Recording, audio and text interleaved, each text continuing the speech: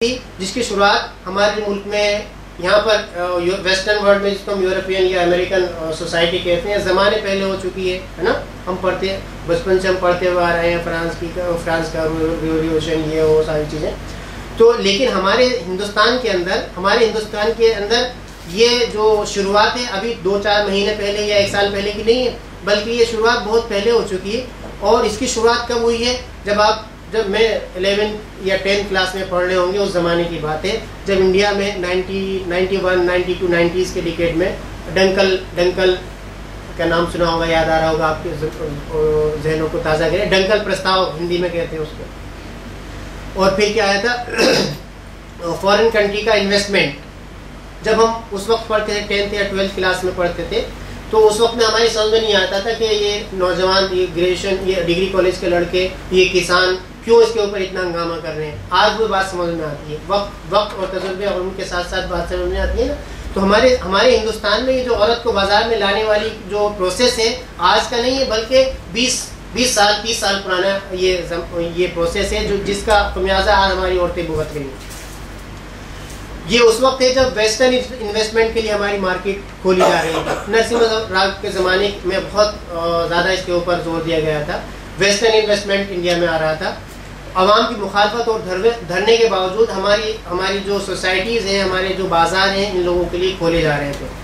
उस वक्त जब मल्टीनेशनल कंपनीज हमारे इंडिया के मार्केट में आना शुरू हुई, तो उनको ज़रूरत हुई अपने प्रोडक्ट को मार्केट में लॉन्च करने के लिए।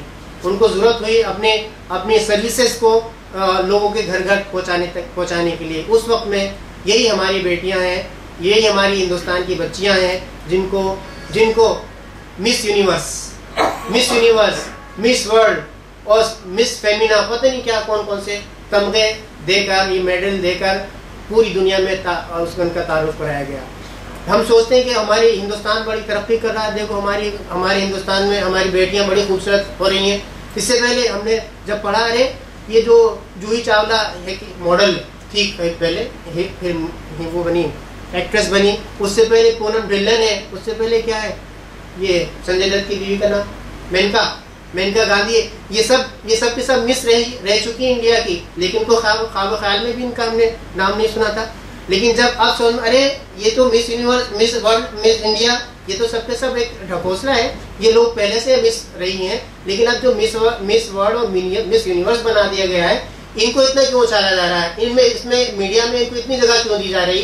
तो हमारी समझ में ये बात आती है कि हमारी बेटियों को ये जो तमगे दिए गए हैं, ये उन कंपनियों की जिनको मल्टीनेशनल कंपनीज कहते हैं, हमारे इंडियन मार्केट में अपने प्रोडक्ट्स बेचने और अपनी सर्विसेज को प्रोवाइड करने का एक जरिया थी। हम जानते हैं कि इन कंपनियों ने औरत के जिस्म को, उसकी नाजुकी को, उसके हुस्न को टारगेट बनाया है ना। आज देखते हैं, मैं फेसबुक पर एक सामने बड़ा अच्छा एक पिक्चर मुझे भेजी, उसमें बताया, देखो सीमेंट बेचने वाली है, सीमेंट तो राज मजदूर का काम होता है, औरत बेच रही है। ब्लेड लड़के शेविंग करते हैं, औरत बेच रही है। कार दोनों चलाती है बहरहाल, वो भी औरत बेच रही है ना। फूल माली है, वो भी औरत बेच रही है। क्रीम, पाउडर, तेल, मसाले, सब के सब औरत को बेचना है, सब के सब औरत को बेचना है, और वो भी अपनी नाजुकी के साथ, अपनी अदाओं के साथ, अपने हुस्न की नुमाइश के साथ, है ना। इसी बुनियाद पर तमाम कंपनीज की बुनियादें रखी गई हैं। तमाम इश्तहारात की वजह से हमारे हिंदुस्तान में वहाँ पर सारे मार्केटिंग हो रही है, और इसी हुस्न और जिस्म का सौदा ये हमारी कंपनीज कर रही हैं, हमारे हिंदुस्तानी समाज को जो बिगाड़ रही हैं। और भारतीय समाज अपनी इज्जत का मामला, और भारतीय पुरुष जिस चीज़ को अपना गौरव समझता था, जिस चीज़ को अपना तेज समझता था, उसी चीज़ के ऊपर ये कंपनी सौदा कर रही हैं। आज उसका खमियाजा हमें उन्हीं समाज के लोगों को भुगतना पड़ रहा है। किसी की बेटी के साथ रेप हो रहा है, किसी की बहन के साथ रेप हो रहा है, किसी की बीवी के साथ रेप हो रहा है।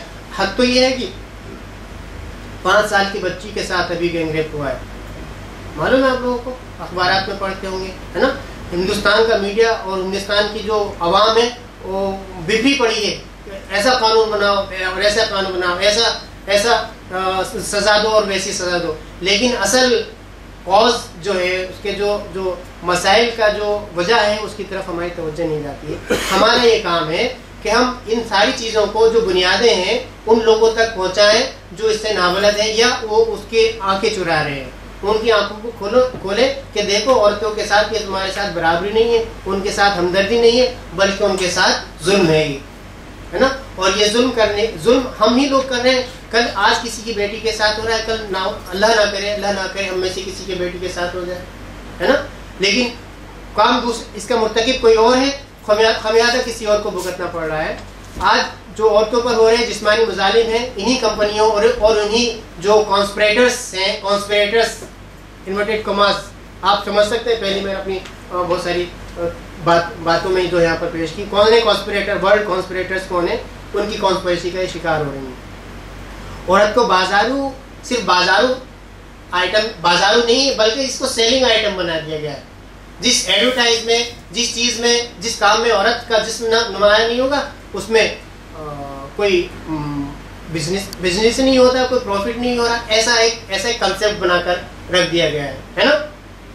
हत्या के लॉक होता है ना, लॉक ताले को मजबूती दिखानी है तो वो भी औरत दिखा रही है ना। सीमेंट के जैसे मैंने बताया, सीमेंट अब तो जे के सीमेंट है हमारे इंडिया में, वहाँ पर बड़ा घोड़ा इश्तहार सीमेंट का वहाँ पर औरत बेच रही है, बंद कर दिया, टीवी पर आ रहा था। बस हमारी ये भोली भाली जो इंडियन औरतें हैं उनको हम मैसेज फेसबुक के जरिए से, ब्लॉग के जरिए से, ट्वीट्स के जरिए से मैसेज करें और उनको बताएं अपने समाज के साथियों को, भाइयों को, कि जो हमारी भोली भाली इंडियन वीमेन है लगातार इस फ्रेम में कि हम बराबरी हैं, हम हमारे साथ जो अच्छाई की जा रही है, हमारे साथ हमारे स्टेटस सिंबल हमारे स्टेटस बढ़ाया जा रहा है, इस फ्रेम में नहीं आए, वरना उन अंधेरी गलियों में गिरने से उन्हें कोई नहीं बचा सकता जिसमें यूरोपियन कंट्रीज की औरतें बहुत पहले गिर चुकी हैं। ये मैसेज लोगों तक कन्वे करें। और उनकी खोखली जिंदगियां आज भी हमारी इन औरतों के लिए, हमारी बच्चियों के लिए टॉर्च बेरर का काम कर सकती हैं। औरतों के साथ होने वाले जो हरासमेंट हैं, जिनसी जराइम है, उनका सबब जहाँ ये मल्टीनेशनल कंपनीज हैं वहाँ पर उसी के साथ साथ बहुत सारी सीरियल्स हैं, फिल्में हैं, अखबारात हैं और उनका साथ देने वाली हमारी सरकारें हैं। क्योंकि कोई भी फहश काम अगर फैलता है तो उसको तक़वियत पहुंचाने का काम जब तक सरकार नहीं करेगी, अवाम उसको आगे नहीं बढ़ाएगा। अवाम के पास बुराई को रोकने की ताकत नहीं होती है, अवाम के पास भलाई को फैलाने की भी ताकत नहीं होती है। भलाइयों को फैलाना और बुराइयों को रोकने का काम सिर्फ और सिर्फ वो पावर्स करती हैं, वो लोग करते हैं जिनके हाथ में ताकत होती है, जिनको हम दूसरे मायने में सरकार कहते हैं। तो जहाँ ये औरतों पर जुल्म जो हो रहा है, जिनसी हो या जिस्मानी हो या ज़हनी हो, उसका कहीं ना कहीं ताल्लुक हमारी उन सरकारों से है जो बेहिस हो चुकी हैं। साथ ही साथ हमारी गिनती की वो बहनें भी हैं जिनको हम मिस वर्ल्ड, मिस और वुमेन ऑर्गेनाइजेशन का प्रेसिडेंट कहते हैं, और ख़ुद हमारा समाज भी है जो उनको इस जुल्म की गलियों में भटका रहा है और उनको उस तरफ धकेल रहा है।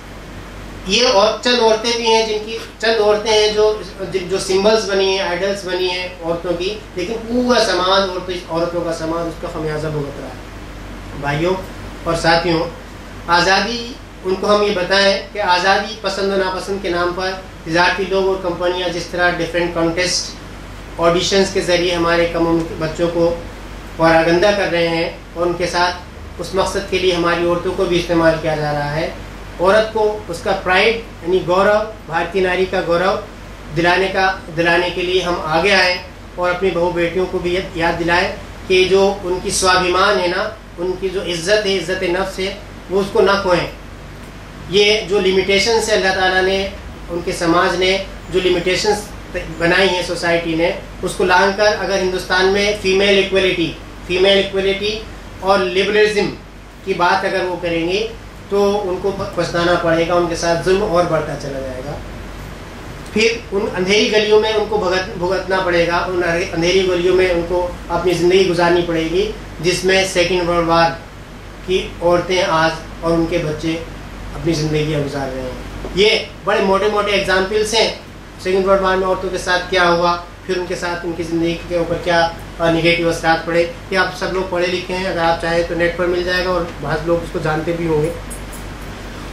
उस तरफ मैं नहीं जा रहा हूँ क्या कहा उन लोगों उन औरतों के साथ क्या हुआ, तो लेकिन उनको भी इज्जत के लिए, उनको स्टेटस सिंबल के लिए, उनको आसाइशों के लिए, उनकी लग्जरी लाइफ के सहारा देकर उनको फौज में भर्ती कराया गया था। सेमी-बर्बाद उनकी शायद बहरहाल वो अलग टॉपिक है। तो आज हम अपनी औरतों से एक है, देखो हमारे सामने इन लोगों के एग्जाम्पल्स हैं।